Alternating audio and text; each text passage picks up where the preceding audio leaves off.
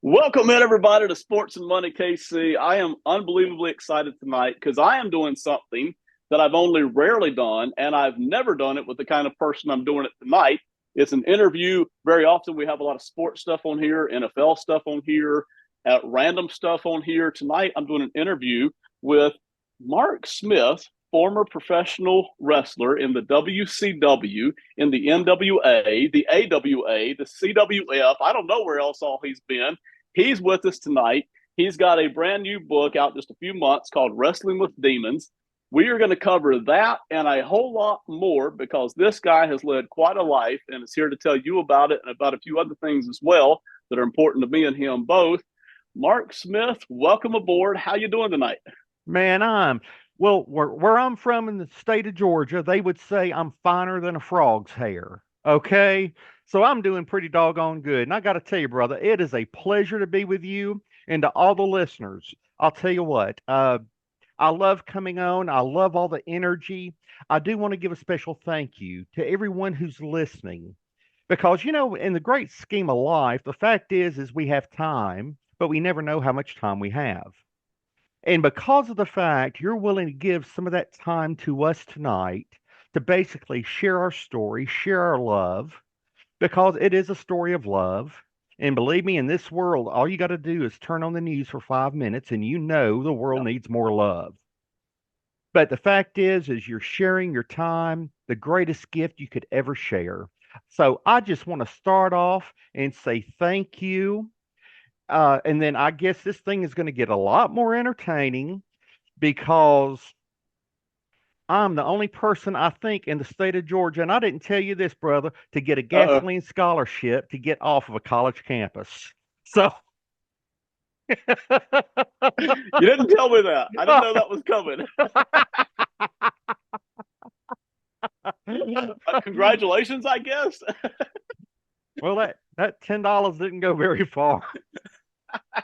By the way, just for our audience listening, and we're going to get into wrestling here in just a second, I Sure. promise. But to our audience listening, I hear congratulations are also in order because you're celebrating a new existence here just within the past couple of days, a new addition kind of to your family flock, right? Oh gosh. Well, let me tell you, we have now 5 adoptions, 3 biological children. Hmm.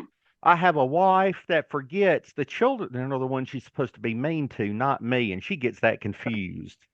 I know mine does too. Yes. What the But problem we've is. actually completed an adult adoption. One of the first children that we ever had was a Wow. teenager, and I got to be honest with you. And I'm a Christian and everything, but that girl was a hellion. I mean, she'd have made Satan go, "Good Lord." Anyway, she knows it. We've talked about it and laughed about it. But a lot of times as these kids, you know, they've been dealt a bad hand, and she was kind of temperamental, and so she said she wanted to go, and we said okay. A few years later, she writes me. She says, "Dad, I'm sorry. I'm Wow. sorry for everything." Wow. And she actually listed stuff. I mean, this girl put thought into it. Wow. And she said, "I've met a man and we have a young child." And he was only like one. She said, "But Dad, we want to get married and I want y'all to be my forever family. Dad, would you do the ceremony?" How I long says, did you "Yeah." cry for? Is what I want to know because that's going to get you right here. Well, to keep from looking like I was crying, I think I used 5 bars of Axe rub-on deodorant. So, I stunk like high heaven, but I didn't cry. That an old wrestling trick. Yeah, believe me, I wrestled a few guys that could have used it. I'm sure you did. I'm sure you did. Real quick, I would just mention the book because we will refer to it kind of Sure. throughout, but just refer to mention the book, and then we're gonna jump into some wrestling stuff. Yeah, sure. Okay, just to let you see it. Now, it is on Amazon. It is also on Kindle, so it's much more Mm-hmm. affordable that way. Yep. Wrestling with Demons by Mark and Brenda Smith. sometimes Brenda and I look at each other and we figure out now which one's the demon. Gosh. But no, it's a memoir. Half the book's a memoir. Because as I got going through the book, it was a type thing where I was watching the news a lot more. I would just have it on for background noise as I was Right. typing Right. and seeing people ripped out of cars and getting beaten to death. You remember it was a few months ago when the city of Oakland had to close its doors, the city offices, because people were afraid to go to work. Right. Yeah. So sad. And I thought, man, as many battles as I had with my inner demons, you Hmm. know what? It may not be that so many people in the world, I know a lot of people say all people are just rotten, but maybe they're fighting some demons. Yeah. So it got me really into describing the different types of demons and that kind of thing. So, it's kind of a way of how I found to battle those things. And I call them the uglies inside of me, if that makes any sense. The uglies. It does. It does. Whether we admit it or not, and some people don't even, consciously aware of it, we Right. all have it, right? It's all there. We all have it. It's different kinds for each of us. So that's the book. We'll talk more about it throughout and at Sure. the end as well. I encourage everybody to go and get it, read a copy, share it with a friend. There's going to be some Please deep share stuff it. in there too. And we encourage you to do that. So thank you for being on board for that tonight. I will say real quick to the audience, I want to apologize in advance if we're having tech difficulties. I've had some tech difficulties, unfortunately, on my side of things over the past couple of weeks. So if for some reason Mark isn't showing tonight and he's a radio guest, I apologize ahead of time if that's happening, but I think we're set up to go. So we'll keep on pushing through. Well, brother, Let's talk some wrestling. yeah, well, like I told you earlier, remember, and all of y'all that can see me now, y'all are probably wishing the lights would go out. So that's totally okay. All right, let's talk some wrestling. Let's go, big guy. You look beautiful, man. All right, now here's some wrestling talk. You're Um, drunk.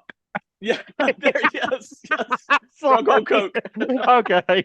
Well, I'm just saying, if you thought I was beautiful, you're drunk. Okay. Go ahead. So you tell everybody the when you wrestled, and Yeah. then I'd love to know some things like maybe favorite match, if there is one or two that stick Oh, out yeah. to you, and then maybe some of the characters that you wrestled against. Because I know in the territories, man, you run into all kinds of people. Some of whom who had big names, and we all would know. Some of them lesser known. But start us off with that, if you will. Yeah.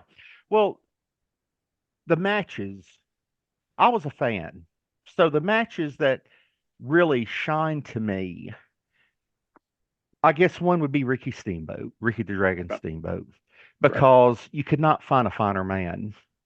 Really? He was so humble, and he was one of those people that when you looked at him, when you saw how he dealt with you, you might you would walk away. You might it's not a you might, you would walk away going, that's the guy.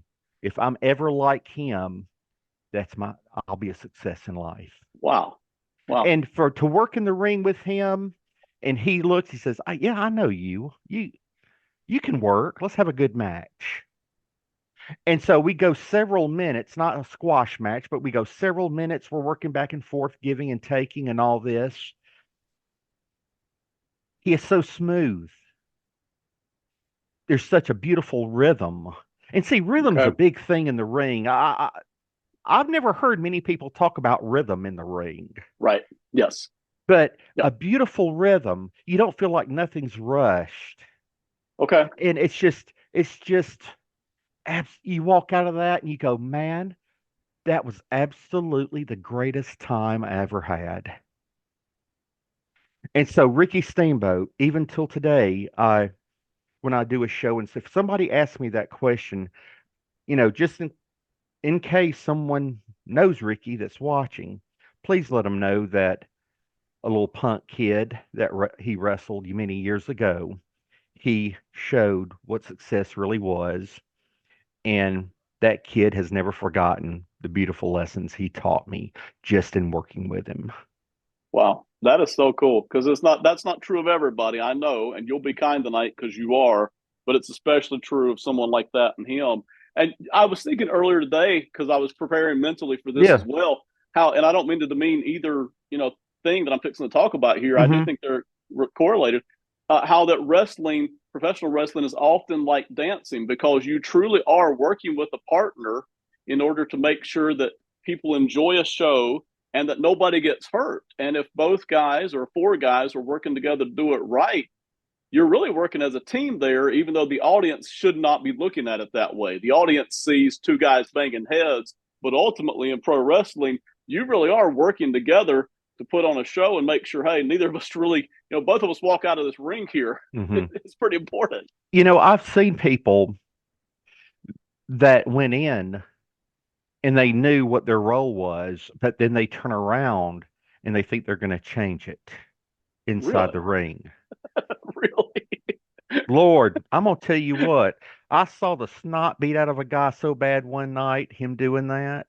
I bet you he lost 12 pounds. I mean, they ruined him. He was just boy. You just have to say country wise, that boy was ruined when he left the ring. I mean, he could have counted the hairs on his rear end. His head was tucked so far between his legs, and but this guy, he got in there and he decided he wasn't going to sell. Ooh, you don't do that to the wrong people. Mm, mm, no. Uh-uh. No. Well, anyway, he realized what it was like to be 3 years old and get paddled again, because that's what he got, a stiff paddling. And You know, yeah. I was going to say, and this is tongue in cheek, I'm sure there's no male egos that come into that room or that arena or that business thinking, hey, I'm the man. But that's a bad place to walk in with an ego because you got a whole bunch of other guys around you that ain't going to put up with so much crap, right? Oh, well, I can't remember. Oh, it was Sting, actually, Steve Morton. He was doing an interview and he actually just said it straight out. And since he said it, I feel like I can. You know, people were basically roided out. So many people were just Yeah. absolutely, and you have to think about all that rage. Yeah. You have to think about the loss of temper, the rage. I mean, yeah, I worked with some monsters. Mm-hmm. I mean, if you'd have put fuzz on them, Godzilla would have been scared of them. I mean, they were so big. Right. Sid Vicious was humongous. And I got to tell you Lord. what, I Mm. I had the best time with Sid. Is And that I right? appreciate him. He took care of me and he told other people to take care of me. He knew I would do my job. And I appreciated him so much. And I've never had the chance to thank him. My wife was talking to me the other day and I said, I think I just need to go to like a WrestleCon or something and basically just walk the room and thank the people. That's what I Wow. really need to do. Wow. Kevin Sullivan. Now, Kevin Sullivan is not 6'8", of course. But I want to tell you something. Yeah, Amtrak ain't got nothing on Kevin Sullivan. And when he's got you in that corner and he comes in, whack, you've Seen been that. whacked. I Mm. mean, first time I got whacked by him, I was looking for John Gotti. But but Yes. any The hitman. so Got his hitman. yeah. Uh, but see, Kevin, people would go, "Oh gosh, you're working Kevin." The first, I don't know, several weeks I was on TV, I kept working Kevin. It was Kevin and maybe Mike Rotunda or Dr. Death Steve Williams, different ones, and people would go, "Oh," they'd laugh at me. What they didn't understand is I thoroughly enjoyed working those guys. Kevin Sullivan taught you how to be a pro in the ring. Really. You better not get in that ring and act like no crybaby. You better get in there and understand there's going to be pain because those people that pay the money that are in the rafters, Right. Right. and there's not going to be none of this where we do 4 or 5 tumbling acts and we stand back and pose for the crowd and they go, no, we ain't going to do that crap. We're going to get in there and we're going to bust heads. And Kevin was wonderful. He was a teacher. Okay. And you can wrestle. If you work Kevin Sullivan a number of times, you realize Kevin is mentoring you. Okay. And he's preparing you for rougher stuff down the road. Oh, great. Oh, boy. That's exciting. Well, if you This go is to almost the beginning. Japan, that's the way it is. And he worked a lot in Japan, from what I understand. I believe I remember him saying that. But it was strange. See, I look at all this as a blessing. I did something, I was allowed to do something that millions of people wish they could have done. And I was the recipient of people buying a ticket just as much as anybody else that was on that card. So for the fans, I have nothing but pure gratitude. And I mean it. You, anyone else who has ever paid to go to a wrestling match, thank you. I mean that Yeah. from the bottom of my heart. Yeah. And people like Kevin and different people. Scott Steiner was great to me. Really? That one kind Yeah, of surprises me, to be honest. Yeah. he was great. Oh, super. If he knew you could work, oh, Hmm. he'd work with you. Really? Now, if you Wow. got in there and you told him you could do all this and you mess up the first move, he's got every right in the world to pop you, to Okay. give you a potato. Fair enough. I did want to ask now, Yeah. how often did you walk in? Because I mean, I think of guys like Stone Cold and Ravishing Rick Rude who had broken necks. How often would you walk into a ring thinking, gee, I hope I don't break my neck tonight? Or how often would you walk out of a ring thinking, boy, we got by with the one there because me or the other guy didn't break our neck on that move that maybe didn't quite go the way we wanted. I guess you might say I'm stupid, but I had that much trust. Okay. I really did. You know, That's impressive. and see the thing about it is when you're going there and you're enhancing, working with these other guys and you're enhancing, you got to realize you're not working the same guy for 6 months. You Okay. know, I'm not saying we had it harder than a headliner or vice versa. No, I'm not saying that at all. I'm just saying the Hmm. job was a different type of job. I Yeah. had to be ready to take the Oklahoma Stampede from Dr. Death Steve Williams one night. The next night, um, a superplex from Barry Windham, who's like 6'6", 6'7", and he's got me upside down, and he's standing on top rope. That's the one right there. Yeah, that's the one that's got me. It got Look, me I'm gonna tell thinking. you something, I just gonna tell you, when you take that thing, you don't need no Miralax. It shakes everything loose. It really does. But he did a wonderful job, and I appreciate Barry. He mastered that move so well, and he took care of you. But yeah, it shook. I remember taking a backdrop from Sid Vicious, and Sid Hmm. uh I said, "It's okay, Sid." I told him for the match, "It's okay. Put your hands on my thighs and just shoot me." Okay. And Tommy Young was the referee. So I'm going up way up. He does it, and when you see the match is on YouTube. When you see the match, I almost go out of the camera. I'm looking down at Tommy Young because I realized, man, I'm really up here. I can see those lights real good. I never had seen Oh them like that no. before. And I see Tommy Young, and he's mouthing a bunch of expletives, and hit I landed beautifully. I mean, the pounds per square inch was just wonderful. It was a beautiful. I just so happy. And I just took a deep breath. All right. I mean, it just worked perfectly. Tommy got down. Mark, let me get you a stretcher. Let me get you a stretcher. Oh no. No, no, I'm okay. No, you can't be. I saw that. You can't be okay. Let me get you a stretcher. No, no. And so I'm laying there, and Sid squats down, says, "What's wrong?" He's coming down to get me and grab me by the hair. I said, Right, right. Tommy won't leave me alone." Go away, Tommy. But Tommy Young, fantastic. Oh, I've sat beside him on airplanes and just listened to him and his wisdom, and he has this neat sense of humor. Just wonderful. I mean, look, I worked with great guys, man. I When I say blessed, I really mean blessed. And I'm happy because I've had a lot of words from the years that yes, you really enhanced and made that person look good. But I'm gonna tell you what, they made me look good too. Even if I when I was gonna lose the match, man, losing the match, I still looked good because these guys were pure professionals and knew what they were doing.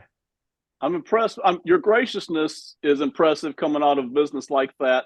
But I will say, because you mentioned the fans. Without the fans at all these arenas, all throughout, That's the right. south, the southeast, the southwest, the northeast, all these arenas from Winston Salem to Greensboro to Greenville to Spartanburg, which is my area, down to Atlanta. I mean, down in Florida, you name it, all those Mm-hmm. territories, right? For all those fans to show up, that allowed you guys to do something that to a degree hurt, but you loved. And then it allowed you guys, any of you that were setting up somebody else, maybe they were on kind of a path up to brighter lights, Oh, right? I To make worked them Ricky, look but good. yeah, I Yeah. worked Ricky 2 weeks before he beat Flair for the title. Is that right? Wow. Yeah, Yeah. yeah, So, yeah. but I mean, those stars, and I don't know how many of them recognize it. Some do, some don't, I'm sure. But they owe something to the guys who helped them get there too, who allowed them to, hey, you're on Yeah. this path here. We're helping you get there. There's quite a bit of owing here, appreciation, not just from you, but from the other guys too Well, that you worked with. I appreciate that. They just, nobody could have made money if people weren't talented wrestlers and good on the stick, on the microphone. Right. And uh, people, well, if I remember correctly, Muta, the great Muta, he didn't speak English at that time. I don't think he did because I kept hearing that Playboy Gary Hart was having to translate. Okay. Okay. Mm-hmm. Maybe that was just some scuttlebutt that wasn't true, but that's what I heard and I believed it.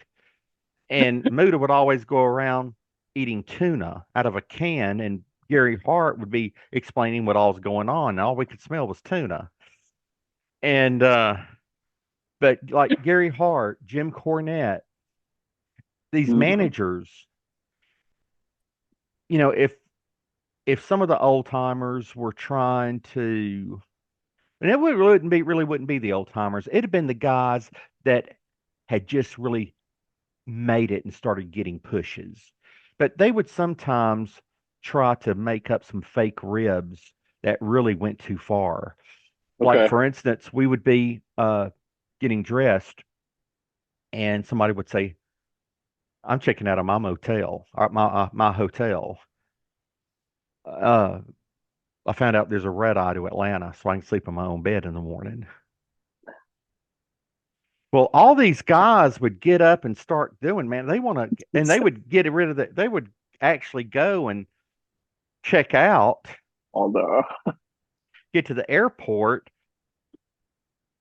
and Gary Hart, bless his heart. I mean, I didn't mean to do that as a pun, but he was so kind because when he would see me, he would kind of get his head in the door mm-hmm. and do a no. Well, thank you. That's awesome. Yeah. How about that?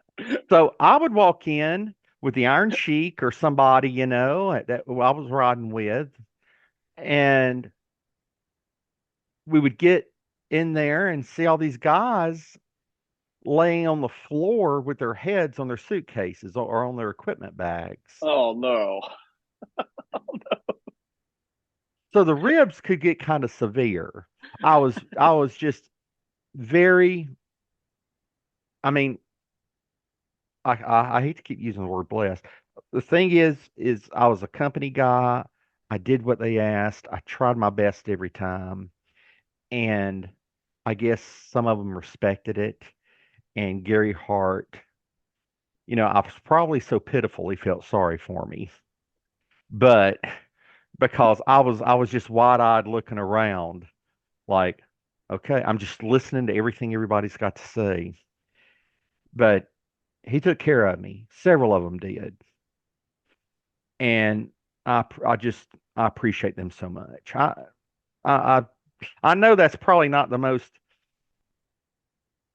the best story in the world, but that's really the way things are. That's all right. And that's what we're here for tonight is to whatever me and you get into. That's what we're going to get into. Two or three more wrestling questions, but I will Yeah, say that's true everywhere in life. You don't forget the people that kind of looked out for you a little bit. And that's that's, right. anywhere because it's not everybody that's doing that. So many people are either maybe not out to get you, but they're out for themselves. They're not looking out for you in any way. So you don't forget the people that do that. A couple more. We could talk wrestling all night. There's Yeah, so go much ahead. more about you I want to Sure. get into. Oh, okay, A go few more ahead. wrestling questions and we'll hit it. I am curious because I don't hear this talked about a lot. Just the exhaustion. We hear about the pain a lot because I know about the pain from the body slams, the pain from being thrown out of the ring, maybe the pain from landing wrong on the neck. All of I've heard a lot about that, but the exhaustion. How exhausted is it hard to breathe during a match sometimes? And then once you're done with the match, how exhausted are you just from? Because listen, I've wrestled for 2 or 3 minutes with my kids and I'm wore out, right? Hmm. You're going at it in a ring for 5, 10, 15, maybe even 20 minutes sometimes with grown men who can hurt, right? So Hmm. how exhausted are you both during that match and after, just from an exhaustion level? Well, you're really not that exhausted during the match. It depends on, of course, how long the match is and the kind of match. Uh, you, there's just a huge adrenaline rush. Okay. Anybody that's hurt can get out there for a while, and that adrenaline rush, those endorphins are going to kick in, and you're going to be okay. But they, you know, one thing that people don't understand, injuries are happening all the time in the ring. Okay. Maybe a wrist gets bent the wrong way. Mm-hmm. Maybe a shoulder gets slightly dislocated, or it starts popping a little bit, and you can't put anything on it to, get rid of the swelling or whatever. Your Mm. knees get tweaked all the time. Okay. Your ankles are pretty well protected because of the boots. Okay. There's always a fall or two where you land wrong and you feel like you bruised something. You may have your pelvis can hurt. Oh, great. You know what I mean? The muscles around your There's always pelvis, and then they're something, though, well, right? well, because it's all abuse to the body, every bit Right. of it.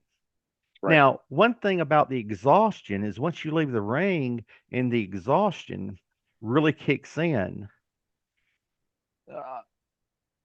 uh, or the pain really kicks in, dealing and coping with the pain is an exhaustion itself. Okay. Even till today, I've had both hips replaced, my knee replaced. I've had, well, real quick wrestling injuries so that you understand. Okay, this is only Mm-hmm. after like 5 years. It's some of the stuff these people have gone through is unreal, and their love for the fans, their love for the sport. I do call it a sport. They've sacrificed so much. I've got over 30 concussions. Some of these guys have more. A concussion Mm. is not where you're just laid out flat. A concussion can be when you've rung your bell. That's a slight Yes. concussion. Right. That happens all the time. Right. Yes. Uh, Every uh, night. really. And so, in 5 years, two broken shoulders, every finger's been broken. None of them are Mm. straight. Uh, 10 knee surgeries, last one being a replacement, Wow. two hip replacements. Buddies of mine are getting ankle replacements. Mm-hmm. Uh, Bone spurs in my back. I've got three bone spurs in my back and in my neck. Wow. Really? Broken jaw because a guy came from behind, and I won't mention his name, but he came at me from behind without me knowing and clamped on a bulldog and took me down. And Uh, he was just excited, but my jaw went into the canvas. oh, gosh, that's hurting just So to think about it. I finished working. I had blood going down out of my mouth, going down me, and I finished the match.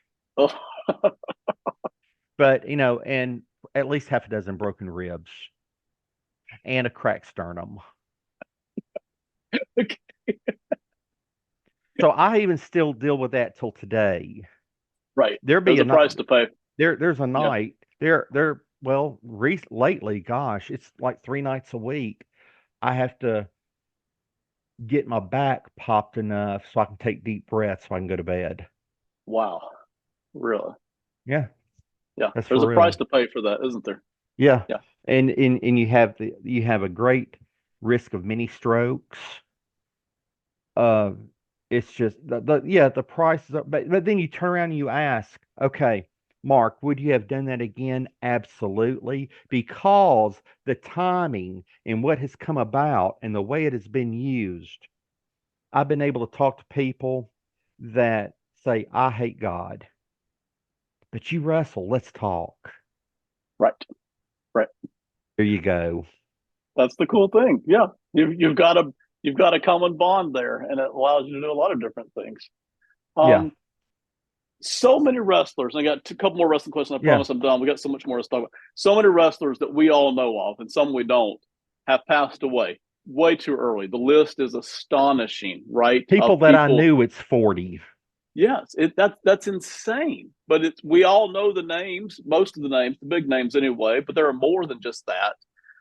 How often do you think about that? Not only in terms of missing them, but in terms of it wasn't me. How often do you think Yeah. about that? Uh, a lot because uh the different things on Facebook, the different groups I'm affiliated with, of being a wrestler and so forth. It's just always a constant remembrance coming up of somebody. Mm-hmm. Brad Armstrong, God, could rock, man. Yeah. Great guy too, and he took me in as a punk greenhorn, and treated me like, I was just one of the guys. Okay. I mean, I can tell you, man, as a brother, I love Brad Armstrong because he he made me feel like I belonged. Yes, sir. So did and well, he didn't pass away at such a young age, but I think about Terry Funk. Terry Funk was so sweet to me. And Terry Yeah. Funk had no reason to be sweet to me. I mean, here I am. I'm getting dressed, and this legend comes, sits right beside me, and we're getting dressed, and he starts opening up a conversation with me. Wow. And that happens night after night. And it's hard to understand, Lord, why me? When such a legend can teach you what a good person really is in the humility that a good person Mm-hmm. has. And I say the same thing about Harley Race. Yeah. I got to talk to Harley about a year before he passed away. And I was actually driving through Nashville. I had some questions and I called him. He picked up the phone. And one of the first things I did, I said, Mr. Harley, I want to thank you. He said, well, what for, Mark? I said, when I was a greenhorn and didn't know my head from my backside, you were always so kind to me. If you saw me now, you wouldn't know who I was.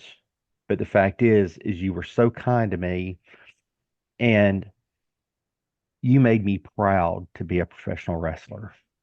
Thank you, sir. And Wow. he told me, he said, Mark, as I get older, as I've gotten older, I've learned, I think more and more that we all need to remember back when we were young and treat the young people the way we would have wanted to be treated. Yeah. Eh, it's hard for me not to cry talking about that conversation with Harley Race, even though, it wasn't that long of a conversation. We didn't spend 2 hours on the phone, Mm-hmm. but, it just did something to me. Well, as far as people that have passed away, Scott Hall passed away way too young. Yeah. He and Yep. I used to have drinks together in hotel lounges and stuff like that after the matches and things like that. Really a good guy. Brian Pillman was a good guy. Yeah. Yep. Uh, Elizabeth was a good lady. All right. Wow. Okay. And I got to speak to and occasionally just say a little bit more than hello to Woman back when she was married to Kevin, Nancy Benoit. Okay. Yeah. Yeah. Absolutely. Very kind lady. Okay. There's just been too much death, brother. Too much death. It's It's hard. astonishing. It's Yes. hard for me to think of everybody now. In fact, Yeah. sometimes a match will pop up on YouTube and I'll forget that I've even wrestled them. You know, Is that right? yeah. Wow. Okay. Wow. I hope does When that you, help you? Does that help you it kind of does. understand?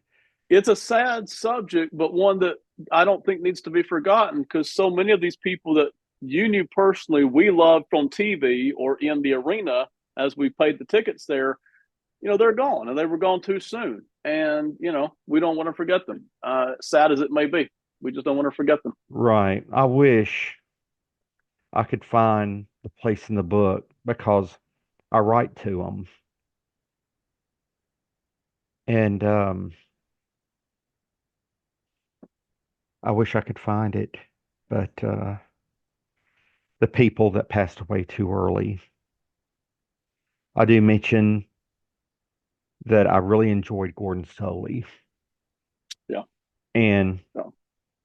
I always say it when I talk about Lance Russell. I call him a doll because he was just so sweet. And I'll Wow. tell you, after you're there a while and he gets to know you a while, I'll tell you what, I really like Jim Ross, and he was a straight shooter. Okay. Yeah. I really admire Jim Ross. And let's see, okay. Can I read right Yes, quickly? Have you sir. got a second? Absolutely. We got the time. These days, I'm saddened by the number of people I worked with who have passed away, whether drugs were involved or not. I knew some kind people who were exposed to substances greater than what their body could handle. I could have easily ended up with being a statistic, but I would like to name a few people I worked with. In no way is this meant in disrespect. I found many guys who were kind and were just trying to put supper on the table. Guys like Brad Armstrong, Chris Adams, Steve Williams, and Road Warrior Hawk were really nice guys, and I hate that they left this world so early. I remember seeing Gene Anderson and Wahoo McDaniel, legends in my heart, behind the curtain getting the show ready. And great announcers like Gordon Soley and Lance Russell are legends that I will forever remember. That's what I wrote. That's really beautiful. And it's sad, but it's beautiful. And we don't ever want to forget those people. Like, just like somebody, a grandma that we knew in real life. We don't want to forget who you knew in real life and who we all watched on the shows. Yeah. And we grew to love their ring character, basically. You knew the other side of them as well. And, And drugs or not. yeah, and I hope I didn't put out an innuendo that everything was drug related or anything. Some people died of cancer. It was Mhm. different things. Yeah. But I just felt like I had to mention them because Steve Williams, I worked with him quite a few times, very kind to Mm. me. And so anyway, it's just something I felt like I had to do. Again, showing how grateful I am to the business and to the great people that allowed me to be in the ring. Yeah. Well, salute to you working on it, remembering them. A salute to all them who are now gone. Sad, but we miss them. We talk wrestling all night. I want to Okay. go back into your Yeah. early life, and I'm going to Right. use a word that gets overused here in modern life, but I'll use it Sure. anyway. Your childhood was, to say the least, I think, complicated. I'll let you describe it further, but Okay. from what I've looked at and read briefly, you had quite a few things in your childhood. So start us off there, and Sure. and we'll work our way through some of that. Sure. I'm the youngest of five. My mom and dad, my dad was beaten with chains as a kid. I did not know this till later in life. There were things that would happen, and as a kid, I didn't understand.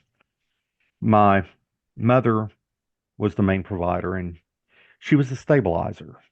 In fact, she's alive today, and we talk about every other day. Wow. My dad passed away with cancer, and even though all the things that went on it occurred years ago, but where he wanted to be buried, they couldn't get in much equipment at all. So the we helped dig, me and another brother of mine, we actually helped dig the grave, and then we covered him up Wow. after the while people were eating after the service, after the funeral. We took off our ties, our jackets, went outside, and we were had the shovels in our hand filling the grave. Wow. Uh, my dad could not process. In fact, if you think about it, it hasn't been till recent years that males who have gone through such trauma and all these things that society is beginning to let them come out and not feel like less of a man. Right. So Yes. he went through everything and really went through it,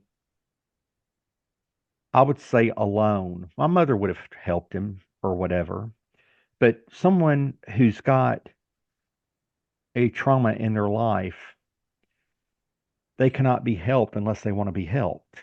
Right. And he didn't Yes. want to be helped. That was his demon. And the first step, I told you how it went from a memoir into us fighting our demons, right? Right. Well, the thing is, the first thing you have to do is you have to admit what the demon is. You do. If you don't admit and know what you're fighting, then why the heck are you fighting? But my dad fought everything else to where he would have severe depression, attacks of severe depression. He would he had a gas station and he would get mad and start throwing tools. Hmm. Uh, I remember the last time he hit me with a fist, and when I didn't go down, it scared him. And I told him, I said, "Get off of me, or I'm gonna Wow. don't." He tried to hug me. I said, Get away from me, or I'll kill you." Hmm. Yeah. You had to at that point. Yeah. But the thing about that time of there was some abuse there, the fist and stuff like that, Hmm. and the fear of not knowing what kind of mood he was going to be in when he came home. He did not effectively, if there was a problem here, affect that problem. He vented it with everywhere else. And so, that's a danger. That's like an explosion ready to happen. You just don't know when and where. Right. And that's what we had, me being young. And I understand his trauma now. I understand it greatly.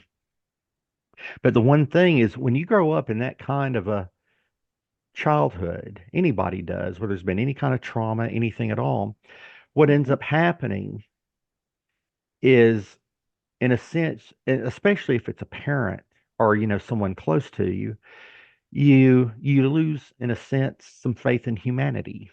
You don't know who to trust, Yes. so you become alone. Yeah. And he would sing in the choir, look at the choir, see him, think about everything that's gone on, and if this is what church is about, I don't want a part of it. Yeah. Why would you? Why would I you got want them? I got fed up. Yeah. So that happened. Parents got divorced, which probably for both of them was the best. I mean, Hmm. I'm not crying and everything. Oh, my parents. Oh, I'm not doing that kind of junk. But they both married and have had successful marriages. I've had two stepfathers. The first one, he had a severe pill problem that nobody knew about. He was taking between 25 and 30 Percodan and Percocet a day. Wow. And he had Damn. also he had all yeah, and he had Huh. also played semi-pro baseball. So I'm out throwing the baseball. I'd set a couple strikeout records as a pitcher, different leagues, stuff like that. Okay. Um, my best year, I don't know what it was. It was like 7-2 or something like that. And I had an ERA under 2 and I'd struck out 160 batters. Wow. When Under they two and 160. Yeah, and when they told me about it, I thought, well, that's cool or whatever. My stepdad said, we were watching a Braves game one night, and he said, Mark, why don't you go try out? And I was a senior in high school. I said, I can't play like they can. He said, you need to go. And he was encouraging. He's a great guy. He just had that problem. Okay.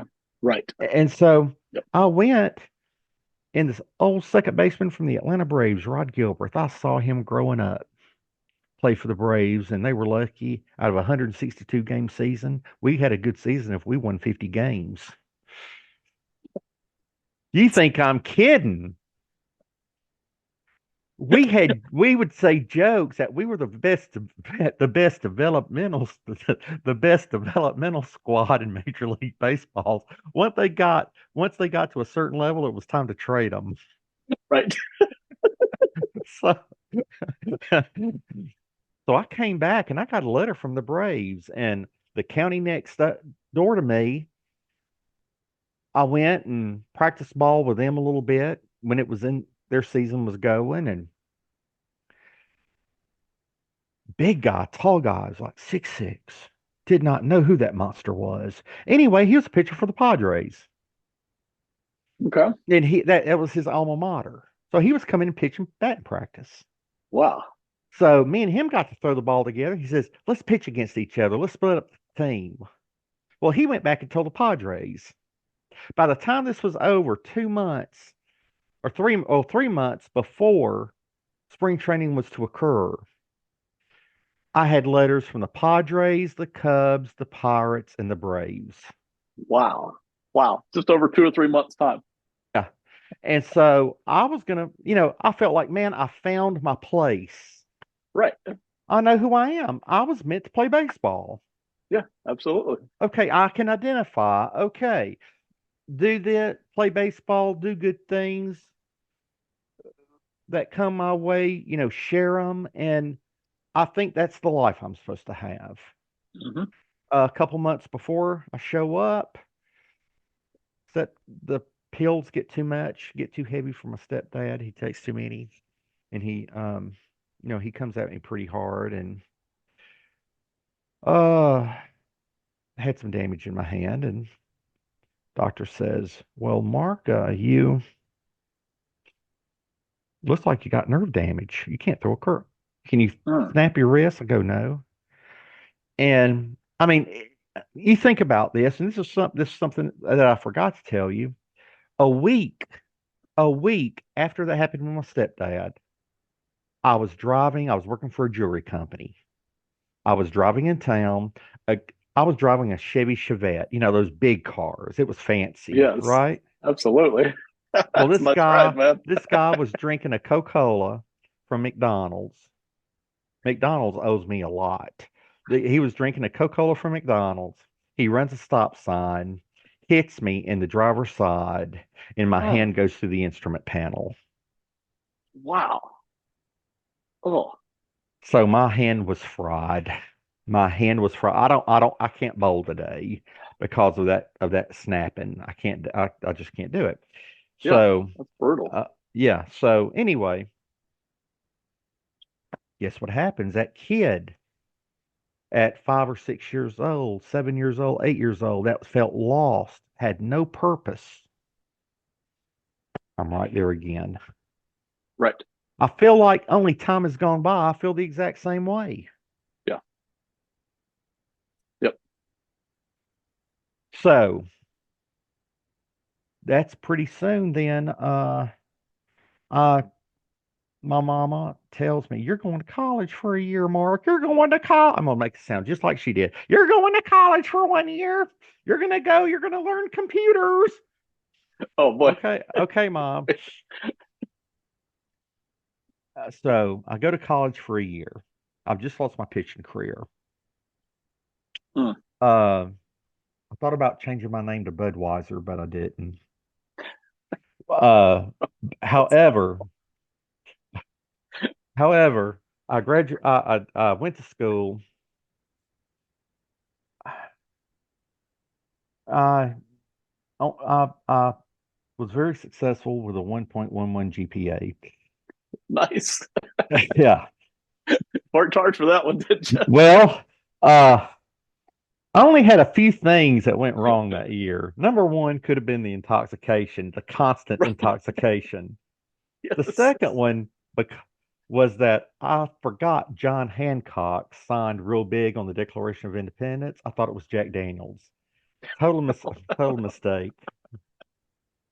And I thought physics was going to teach me how to get over a hangover quicker. Did not do that either. So I Didn't was do that totally either. lost. No. And finally, one time in typing class, and this is a true story, I just fall over. I just go over on the keys. They're just Wow. going.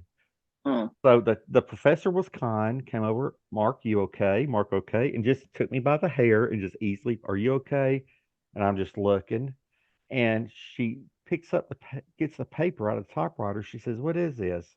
I go, "It's Gluberschnibben." He says, "Well, what is this, Mark?" "I'm studying a foreign language." So she lays my head back down. She says, "Go to sleep, baby. You need it. Go to sleep." So at the end of the year, just think about it. 1.1 GPA, and I have worked that hard, doggone it. You don't know how much work it takes to be that stupid. You have no idea.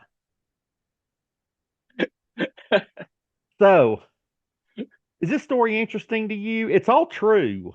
This is the lighter, funnier side of some really horrible things, but it is fascinating. Yes. Very Well, macabre of you. we end up at the year, I get a letter. And I'm thinking, well, maybe on a little probation or, no, you're just going to tell me to get better. Tighten up a little bit, Mark. Hmm. Instead of going, we regret to inform you, blah, blah, blah, blah, blah. My letter was more like, Mark, just go. Just And I think I was the only person in the state of Georgia ever to get a $10 gasoline scholarship. People graduate summa cum laude. I Yeah. graduated good laude because they was glad to get me off campus.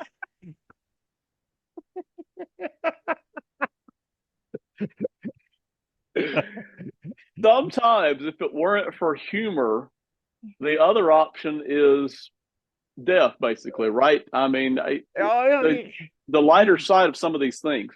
well, But you you were have, really yeah, dealing with some horrible things, not only from your father, but then the stepfather, who had their own set of things. But like a lot of abusers, we there's a part of us that cares for what they're going through, but first and foremost, we're the ones suffering, and we just kind of want to get out from under that, and it can leave scars when it goes yeah. on for long enough. So you're Well, doing some horrible stuff there. I got married as soon as I could and married a fine young lady. We stayed married for 3 or 4 years, and I was the total bad guy.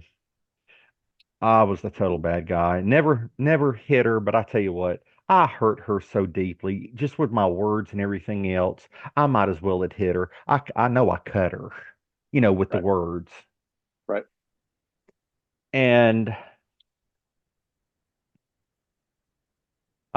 she was with me when I was wrestling, and we weren't growing apart. It was the fact is I just didn't know how to love anybody.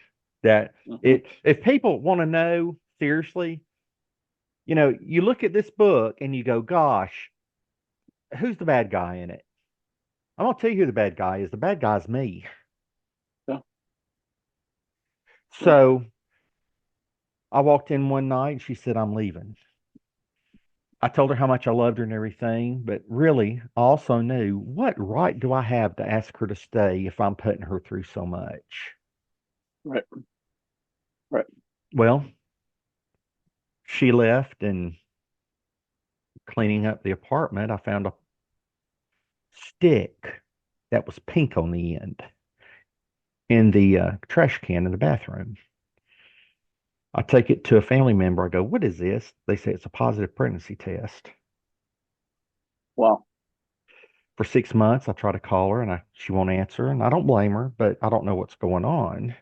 Now, I'm Hmm. not mad. I'm more begging at this point. I'm not mad. I'm begging. Her aunt picks up the phone one day and says, Mark, everything's taken care of. That's all she said. Now, I cannot, and I'm gonna make this real clear to everyone in the audience. I cannot stand. I'm sitting. Gosh, I'm so stupid. Anyway, I'm sitting. Concussion, CTE. Anyway, but I cannot sit here and say for sure I know what happened. Can't do that. And I'm sure not going to say anything that puts her in a bad light because, like I told you, I was the bad guy. I will tell you this, and I Yeah. mean this from the bottom of my heart. If a baby did get killed, I'm the killer. Wow. Yeah. Now, you take that, and what happened a few months later, I get a call. Sheriff asked me to come by his office. Have no idea what it's about. Go to the office.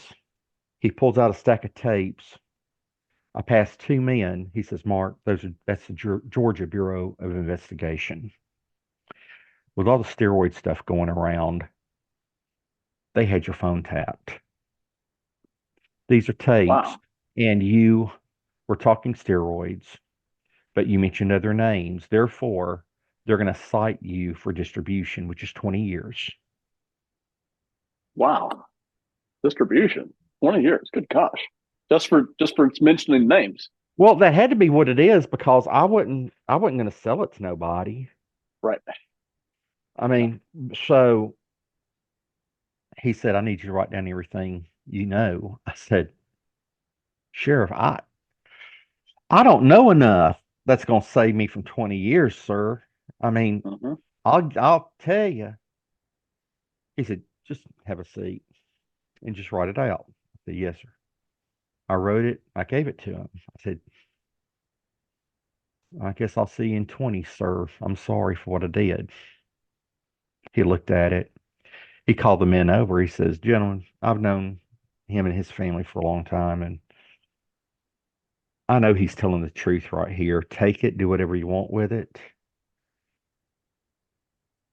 It will not be to the betterment of society if he goes to prison for 20. Hmm. Right. However, gentlemen, if you'll agree, Mark, he took the tapes, put it in the top, I think it was top left drawer of his desk, a manila folder with all kinds of stuff from the GBI in it. He said, when you get to a fork in the road, if you even blink toward the wrong fork, all this is going to be reinstated on you. It all comes back. Okay. Wow. And, I've had people ask me, did you feel relieved? Did you feel like finally somebody was taking up for you? I'll tell you, I was lost walking in. I was so lost and confused coming out. I think I even had more questions. Hmm. Yeah. So you think about it.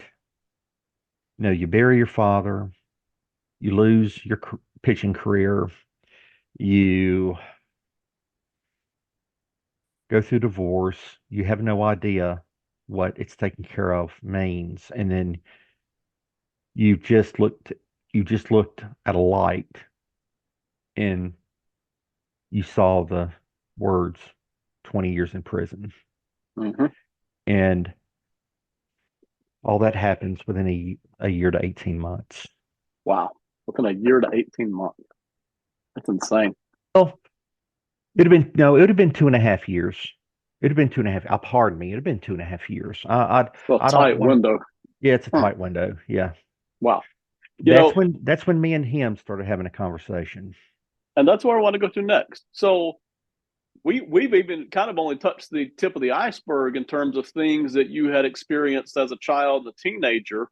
For those in the audience who want to read more about that, get the book. There's more in the book about some of that. We won't be able to cover it tonight. We're going to run out of time. But you today are, by all everything I'm seeing, very well rounded. You're very gracious. You're very Well, thankful. I You lost have a 70 belief in. pounds. You lost 70 pounds. I'm not quite as rounded as I was. Okay, I lost 70. You have a Okay, strong belief in God. yeah. How did you get from that to where you are today? Okay, I got PO'd at God. I said, all right, Great. we're going to have conversations. I told him what I didn't like about him. Oh, great. Yes. And I told him, I said, as far as I can tell, you're the one that caused this all on me. Yeah. And why'd you Yeah. do it? And everybody I saw with a great life, it just PO'd me worse. Absolutely. Absolutely. So, yeah, what happened? I walked into a hardware store. This old geezer comes up behind me. I don't know. I'm two steps inside the hardware store. Tap, tap, tap behind my right shoulder. I look back. Yes, sir. Son, I have a word for you. Yes, sir. I'm thinking back in my head, you tap me like that again, old buzzard. I got plenty of words for you. You know, you don't have to go to school all your life to be a preacher. A I'm like, preacher. yes. And I'm like, God, whatever you're taking, I wish I had some of it. Was not expecting that. No. So about a couple of weeks later, week and a half later, tap, tap, tap. A woman, son, I have a word for you. Oh, geez, you're in that.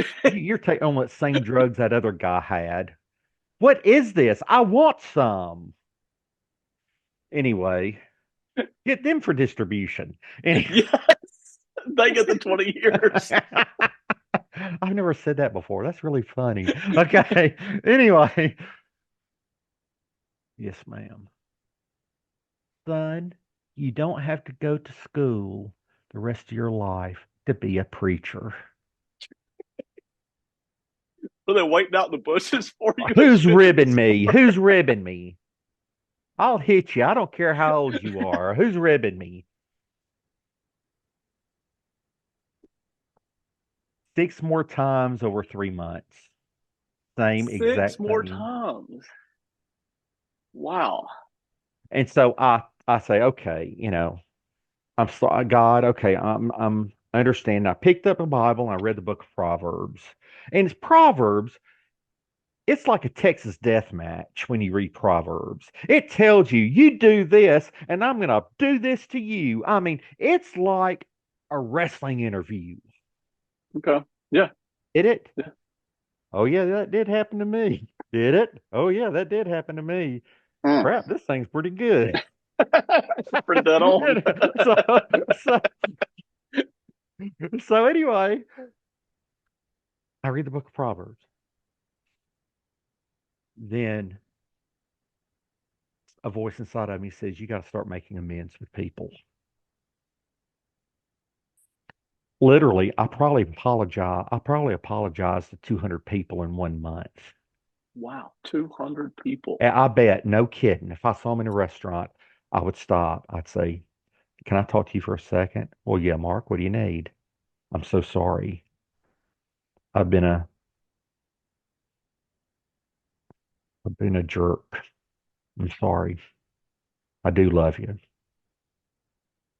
Everybody accepted.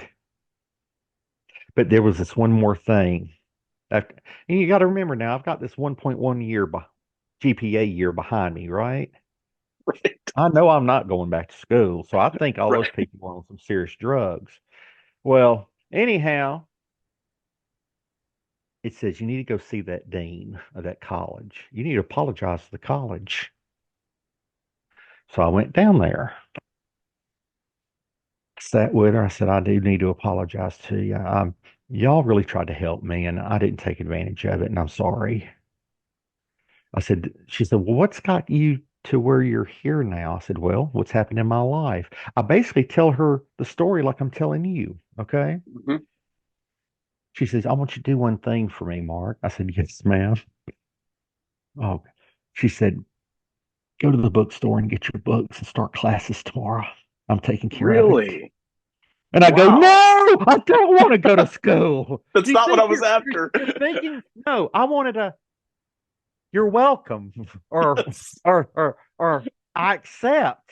No, don't make me go to school.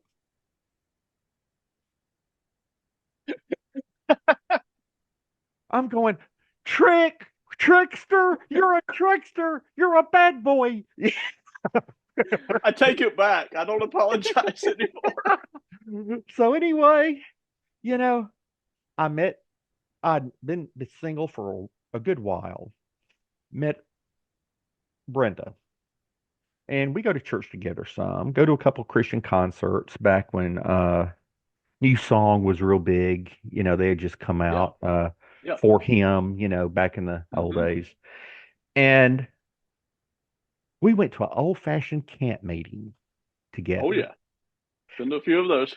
So we sat there, and I just said, God, I just want to ask you, am I going to be single all my life, or somebody going to be there? What? Just can you kind of clue me in a little bit so I won't be surprised, so I'll understand? Hmm. After the end of the service, guess what happens? Tap, tap, tap. No joke. This woman, if she was brunette or whatever, natural blonde, she had gone from that to salt and pepper to white to silver or whatever. She had passed blue and she was in purple, her hair. Purple. Really? Yeah, she was that old. When she spoke, sawdust came out. I mean, it was something. So, anyway, I swear I think I saw a vote for Abe button. Yeah. Probably so. It sounds about the right Yeah. timeline. She says, Mark, no, no, no, no, son. So I didn't know her.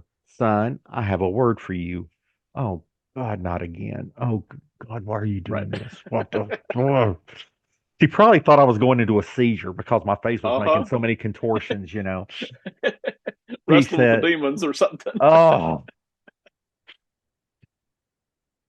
she says, what you have been praying for is right beside you. Wow. Now I look on my Talk about a left. direct message. Now I look on my left, and there's this skinny dude about 108 years old with jeans on and has no teeth, and his jaws are out to Yeah. here. And I'm thinking, oh God, please, please, That God, ain't it. no. I looked at Brenda. Brenda's definitely the better choice. Yes. So, we got married, uh, and do ask me, they go, when you say you can prove that God exists, how do you prove it? I go, well, first off, I was saved from the 20 years. Secondly, uh, I should be dead. Thirdly, the way my life was revealed to me, it was such an unusual way. Yeah. It was. But then now I'm going to take you to my son is 2 years old. We're living in Marshall, Texas, and I'm in Dallas on business, and I leave to go back home. Brenda calls me, and she says, "Mark," and she's frantic. I'm in an ambulance. We're headed to Children's Hospital uh, in Dallas. I go, "Well, what's the problem?" She said, "Austin started turning purple, Hmm. bruises. They tested his blood, and he has no platelets in his blood." Wow. We get him up there over a 4 or 5 month period of time. They probably took 20 blood samples. Nothing, nothing, nothing all the time. We were living on edge. He had to wear knee pads, different things. They said if he scratched his knee, he would bleed out before you get him to the hospital. Wow. We get a phone call, doctors at Children's Hospital. This is after about 4 or 5 months. They tell us we have something to tell you, and we're bracing. We figure they're telling us how much time he's got left. Hmm. He they say we've something has happened, and we really we don't we we can only tell you the results, Mr. and Miss Smith. 300,000 platelets have appeared in his blood instantaneously. He's okay. Wow. Wow. 300,000, just like that. Yeah, Wonder where that came from. it makes you wonder. So, uh, when you take the way God dealt with me in my life, my son being healed, and having been able, because I went back to school, 3.5 and undergrad, 3.75 and in grad. Okay. Wow. Wow. So Picked it up. it's a bad tad better than 1.11. Yes, sir. But in understanding that and understanding the writings of Tacitus, Lucian, Josephus, and all these things that were written just within years of the resurrection of Christ. And Hmm. some of these people were not Christians. They were they Right. were they were they were talking to people who had actually seen it, Yeah. who were not Christians. These were historians. Right. The historians. Hmm. And when you look at all that, I have a question, and that is, doesn't it take more faith not to believe? Yeah. And if God can work in a life like he has mine, and now we've got 8 children, 5 adopted, 3 biological. When you walk into our home, it looks like the United Nations. We're multicultural. No kidding. Yeah, no kidding. We've got we've got kids from so many countries that we have to write peace treaties. Anyway,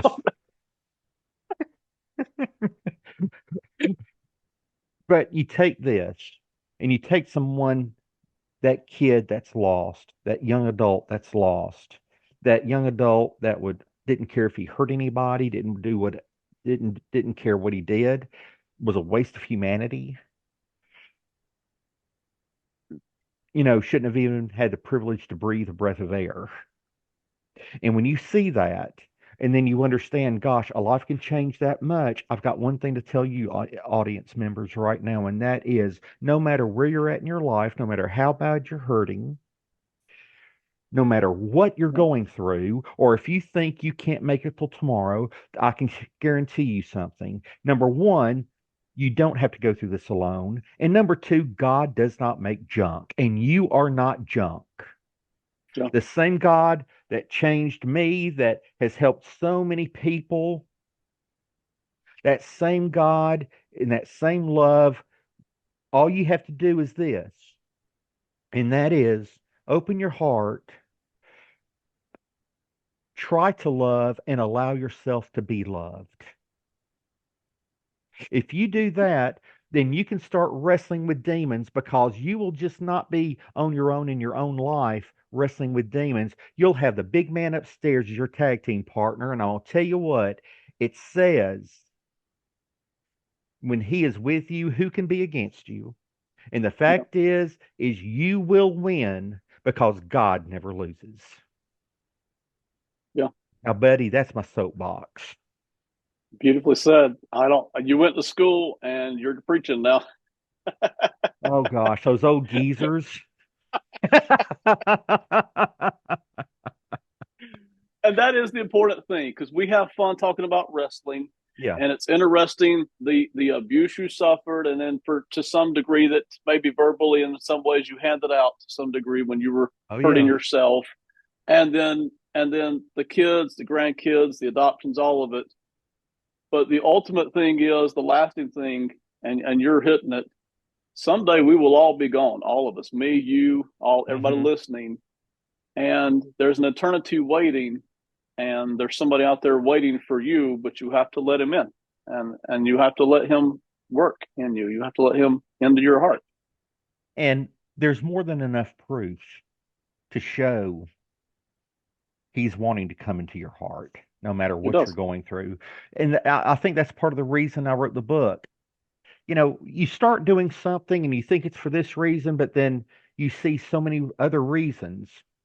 Number one, the things I went through, that part of the book, I want people to see you can have victory, and also that you're never junk. Right. You're never junk. No matter the situation, you're not junk. God would, Fred Sanford has never been God. Right. Right on. You got that right. All right. And the thing about wrestling with your own demons, it is the fact that you never have to be alone. And you're valuable. And I want to say this about my brother here, the host. You know, I've told you I've been on a lot of shows and things. Mhm. The the one thing I love is when I can see the individual, and what I see is actually love. And I see that in you. Folks, this man is the real deal. Drop him a prayer request, or tell him that he's blessing you. I mean, look, you can talk sports. That's cool, and there can be great things that happen in sports. The thing is he's doing a great thing here. I can't say it for everybody, but I can say it for him. This is a labor of love. He would not have brought me on No, here if he didn't love you. And so, y'all, you want to talk about somebody who's a blessing? It's this host. And if right now you're wondering, does anybody love me? You're listening to two people right now that do, and you can yeah. listen to him all the time, and you know somebody's there that loves you. So thank you for what you're doing. It's been a privilege to have you on tonight. Maybe we'll do it again sometime. Your book, Wrestling with Demons, people can get it on Amazon. They can get it on Kindle. Right. Find it either way. We'll leave the comments open if you want to comment on anything we've said tonight, or if you have a need you do want us to pray about, we will do our best to do that. And remember, whether you reach out to us or not, reach out to God, because God is there. He cares. He loves you. And no matter how much you're hurting, how much you're suffering, how much abuse you've been under, how much bitterness you still have right now, whatever it is, the Lord is there to help you with that. That's Mark, right. it has been a privilege tonight. Thank you for coming on, man. Man, you are awesome, and it has been so much fun. I just thank you. And it's great to meet somebody that is really trying to help people and make our world better, because right now we really need that. Thank you for what you're doing. A lot of people need it. Thank you all for listening tonight. This has been very different. We don't usually do this. I enjoyed it. I hope to do it again. Mark, tell everybody goodbye. Hey, love y'all. Take Have a care. great one. God bless you. Good night, everybody.